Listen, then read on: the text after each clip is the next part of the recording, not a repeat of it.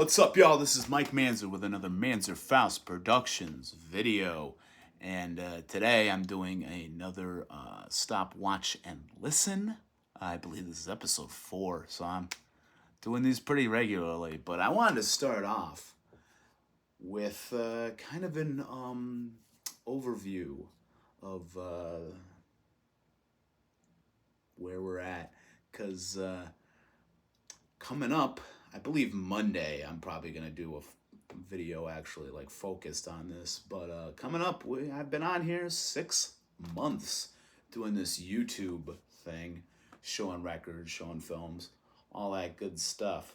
And as you can probably tell from the audio, I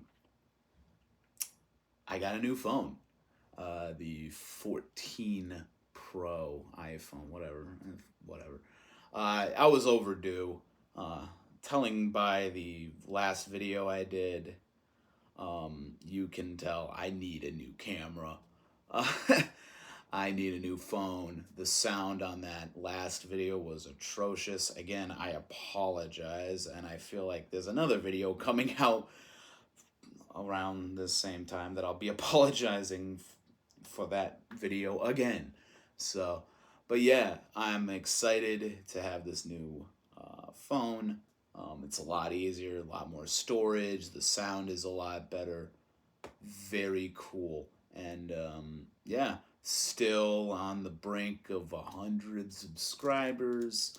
Maybe one of these videos I'm doing this weekend will push me over that edge. And on Monday, I could talk about not only the 6 months, but also getting to 100 subscribers. As I always say, usually at the end of these, I really appreciate the hell out of all y'all. You are really making this a pleasure. Love all the, positive comments. I get a couple of critiques, but, it's usually pretty constructive. You're all very positive, and I enjoy that. You're all enjoying the content. And as usual, there is a lot more to come. But yeah, so I'm going to do a quick... I got 1 VHS. I got 4 Blu-rays in kind of a series. And a vinyl that I was able to pick up when I was at Archive the other day. Kind of a grail for me. It seems to be a common theme that Archive has been getting me my grails the past year. So, I'm going to start with a VHS film. I don't know why I hadn't seen this before. Love the aesthetic, love the premise, love the cast, love the filmmakers behind it. I've had this for a while, too. I must have picked it up at Archive. Yep, there it is. There's the old Archive sticker for $1. And yeah, it's a VHS copy. It's beat to shit. I know, I think Arrow UK put this out, so that's definitely one that I want to pick up. But this did it, This is a fun watch. That's Matinee. From the 80s. I don't remember what year. I believe. Oh, from 1993. All right, so I was off. Whatever. Starring John Goodman. Probably one of my favorite roles he's done. Directed by Joe Dante, who I adore. That's kind of the reason I'm surprised I'd never seen this. Sort of a William Castle kind of figure that John Goodman's playing. And this is that director kind of trying to capitalize on the Cuban Missile Crisis going on at the time. And it also focuses on 2 brothers going through high school in this period, the kind of fears around, the bomb being dropped. It has a couple of scenes of duck and cover and the kind of like paranoia and propaganda going on at the time. You got the people just trying to go about their lives as if it doesn't feel like the world's about to end, and very relatable to like how we are today, only we're a lot more able to hide it, I guess, because we're just so used to it. Tragedies happen constantly. It's just another news day a lot of times. Every hour, it's something else to worry about.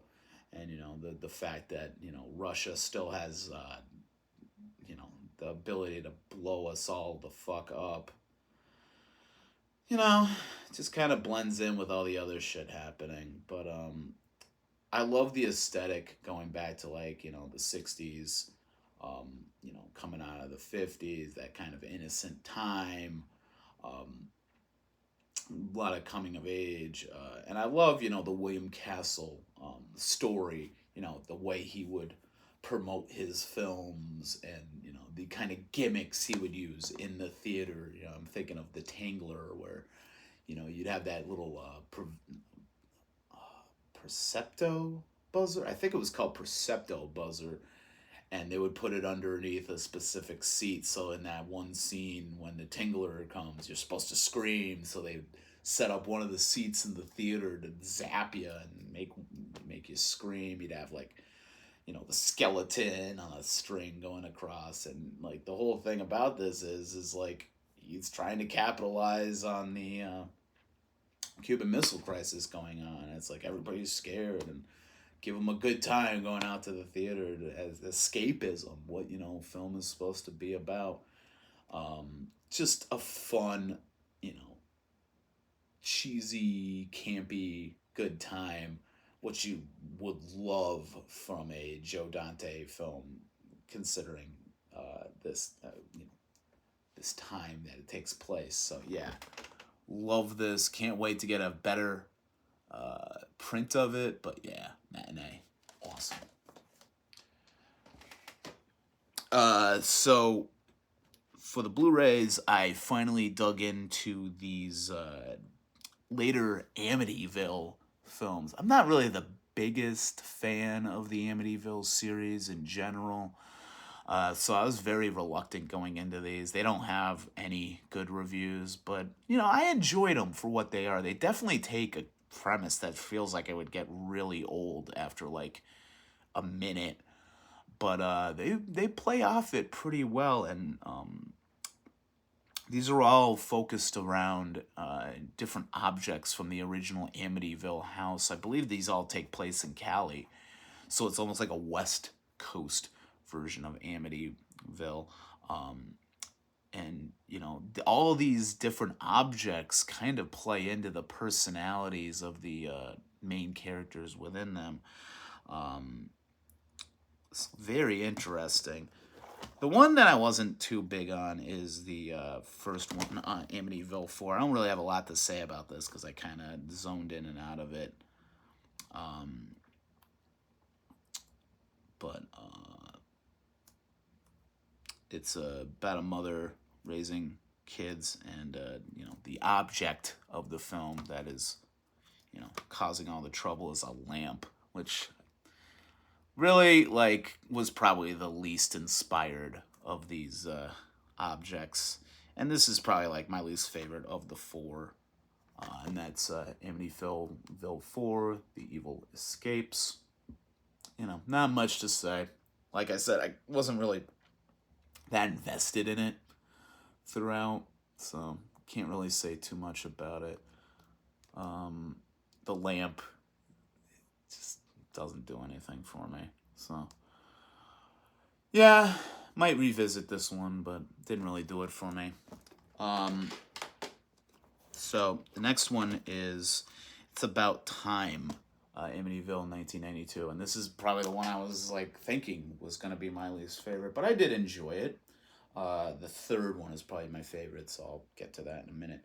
But this is about a kind of hotshot architect, as it says on the back of the box, who comes home with a kind of grandfather clock. You got the rebellious son. A lot of these have the family, one parent and the other parent's dead under various circumstances. This one you get a kind of a ex of the father kind of coming in as a mother figure, taking care of the family. Um, and the Godfather, the grandfather clock that they get, uh, kind of changes like the house around. Like all this weird kind of inexplicable stuff starts happening. You get the rebellious son, who is friendly with this like older lady down the road, who I guess has a connection to the original Amityville house. Um, Kind of an interesting like kind of exposition from her. They use the character well. And she's the only one that believes him about all these weird occurrences. The father, under mysterious circumstances, gets mauled by a dog, but the dog he suspects was not the dog that did it. There's all this kind of like weird, like otherworldly stuff. It definitely affects the personality of the characters. The daughter um, becomes like a completely different person, real like kind of sexual and promiscuous kind of personality. Um, just it does kind of play off in the end of the it was all a dream kind of trope. And if it ended there, it would kind of suck. But they play it off pretty campy at the end, and it kind of made it for me. I won't spoil any more than that. I probably spoiled a bit too much, but yeah, I had a lot more fun with this than I had anticipated. It's fun. The father is very entertaining to watch. Yeah, Amityville, 1982. It's about time. And that title, man, after you see that ending, the title is just so much funnier. So, this was probably my favorite one, and this is Amityville: A New Generation. Not really the best cover though. That's a little shitty, but this one's about a artist in this kind of rundown studio apartment kind of thing. Reminds me of Daggett Street. I got a video probably in the future talking about my time there.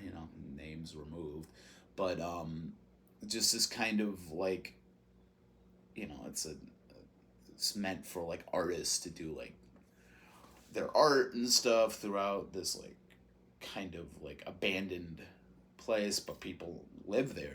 That's kind of shelter for them, and it's about the place this takes place in is right in the middle of Skid Row, so you get a lot of these kind of like locals. You got and just like in the other films, the object is kind of changing the personalities of these people, making them like either homicidal or hypersexual, very just pushing the flaws of their character to their extreme ends.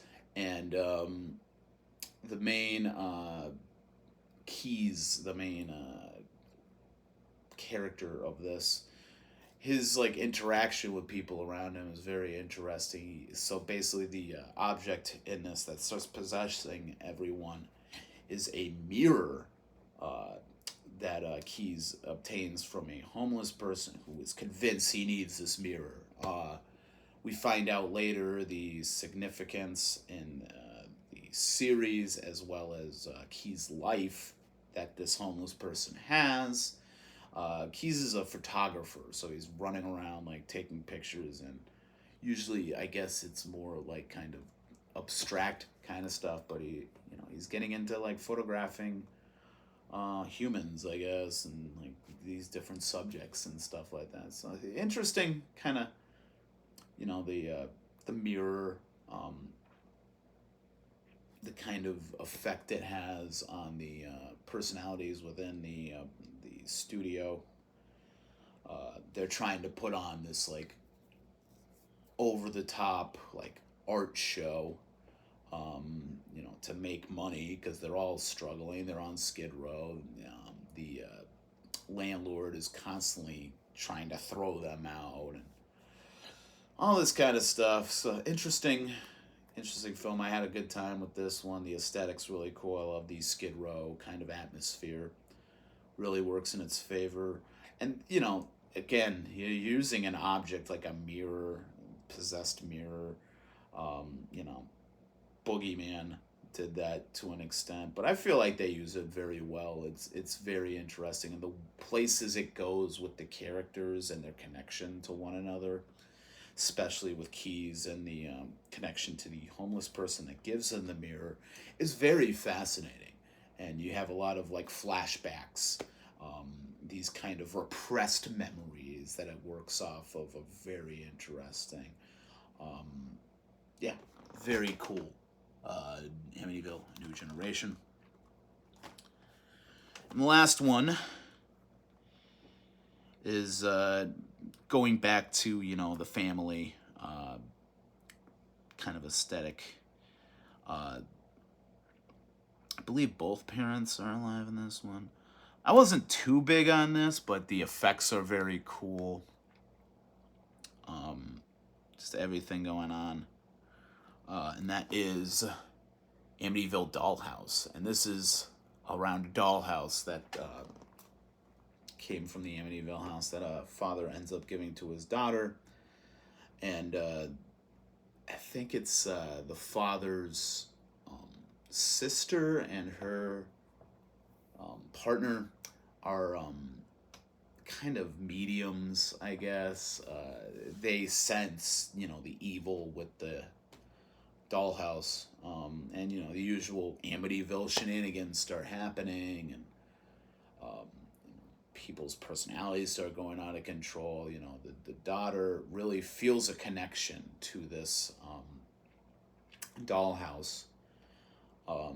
She always wants it in her room, and like people want to move it. It has this evil force behind it that people can sense, and she's against it. She needs to be close to it, and you do see the effect it has on the family and on the sister's family that's trying to prevent this from getting out of control and trying to stop the evil force within the dollhouse.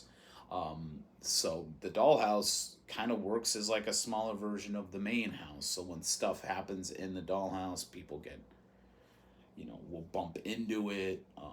There's an interesting kind of play off, but you got the rebellious son character trope again in this, and I gotta say, out of all the rebellious son archetypes throughout these films, this is definitely my least favorite. It just seems like he's being an asshole. He's just playing an obnoxious asshole. None of his like um motives seem like, they all seem forced. It just seems like, oh, I gotta play this rebellious little shit.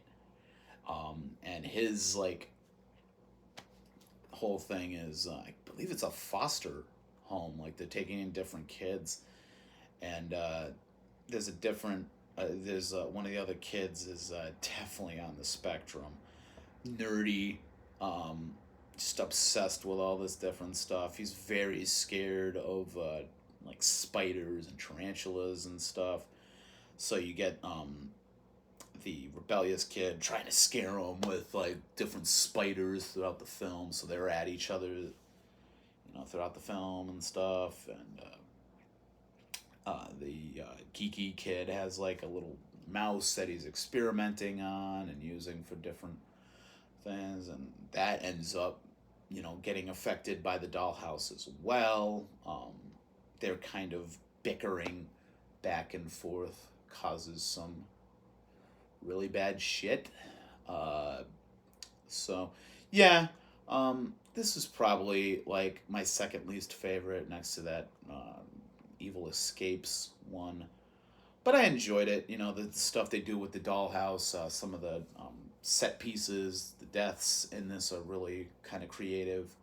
Um, I really do like the daughter in this, who's like in possession of the Dollhouse. Very good child actor. Yeah, decent, decent watch. Um, like I said, the only one in this set that I was really not sold on was the Evil Escapes. Just didn't really care. Um, But the other ones, definitely worth your time. And happy I watched them. So, yes. And it all comes down to this. This is the most exciting part of this video for me. This is, again, another, grail of mine. I've been after it for a while. Just such an amazing record. Probably one of my favorite space rock, psychedelic records of all time. And beautiful packaging, the history of this group, the individuals involved in it, everything. Man, so thrilled to have this. And it's come up a few times in stores. I remember Red Scroll years ago had a copy. A couple of other places never got a copy of it. I'm at Archive dropping off CDs the other day. And man, saw this. Had to grab it. So happy to have this. Hawkwind Space Ritual. Holy shit. This is recorded live at Liverpool Stadium and Brixton Sundown. Damn. And this packaging is fantastic. Look at this. It's like a fold-out gatefold kind of thing. Almost kind of like what I've talked about with Crass Records aesthetic. Oh my God. Love it. Love it, love it, love it. If I had multiple copies, I'd probably frame this and put it up somewhere. But man, just such a cool vibe to this record. Just dense and spacey. It's a space rock magnum opus. This is just so groovy. The melodies are so intoxicating. You get these spoken word pieces talking about space and the epicness of space and the emptiness, the insignificance that comes from it. But Born to Go right off the bat just kicks in, just driving heavy grooves throughout this entire thing. Lord of Light, like I said, these spoken word pieces that are very epic, and all the different oscillator sounds and these weird keyboards. What really sold this for me when I first heard it, though, was Lemmy Kilmister, known for Motorhead. This is one of his first big parts in a band, and he's ripping it. And you can hear a lot of his influence in this band, in the songwriting. Just very heavy. I don't think he wrote a lot of the songs on this. It doesn't have Silver Machine on it, which is such a good Hawkwind track, and really is kind of the earliest form of this kind of Lemmy style vocal and songwriting and everything. What is it? Master of the Universe? Such a fucking epic song, and it ends this show.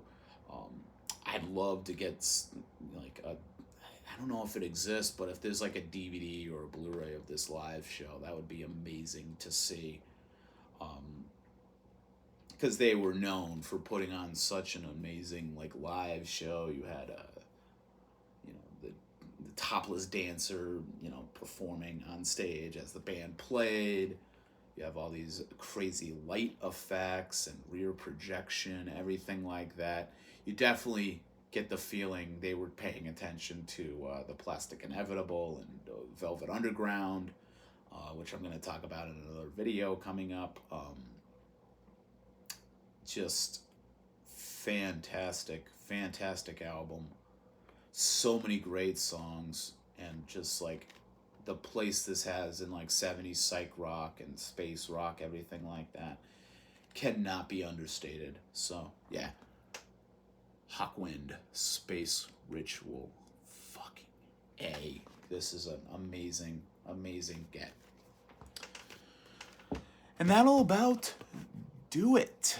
So yeah, I'm always, I'm always about, getting you guys revved up. I love the conversations we have. If you've have anything to say about the, Amityville films, if you have any recommendations, go down there in the comments. If you love Hawkwind Space Ritual, let's talk about that. Some cool stuff to geek out about in that. Hawkwind in general, man. I love Warrior on the Edge of Time, In Search of Space. I got their first album. I believe it's just called Hawkwind, and that's got some cool stuff on it. Heard it on Sundown. It's fun. It's a little bit more folky, kind of like late 60s psych, instead of this like more immense space opera kind of stuff. But a lot of it's really good. Solid band.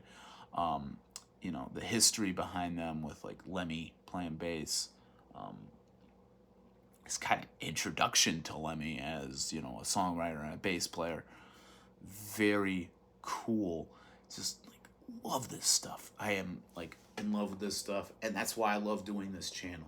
Talking to all of you. Like I said, Monday I'll probably do like a 6-month kind of retrospective. Talk about what I enjoy about this, doing this channel, what I have planned in the future. Definitely want to get back into doing like some label retrospective, do some spotlights on different regional aspects. I gotta do some videos on like parts of Japan and Finland and Germany. I got so much that I want to do. Got an unboxing coming up probably next week. Got a shit ton of stuff from Vinegar Syndrome this month. Got a lot of partner label titles.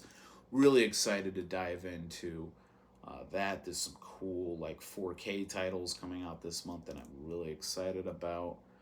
Gonna be a lot to talk about in that unboxing, and those always seem to be my best performing videos here on YouTube, so that'll be fun to see how that comes out. And yeah, while you're down there, comment, tell me how the sound is. Is this a better sound? I personally think it's a lot better. Let's talk about it. Give me some pointers, and from here on out, what I can do better. Like the video, subscribe. We're almost at 100. Be cool if we hit that, and I could talk about that during my 6-month retrospective. Probably in the next week, I'm gonna do the top 10 reissues and the top 10 new records from this year that I've picked up. So really excited to jump into that.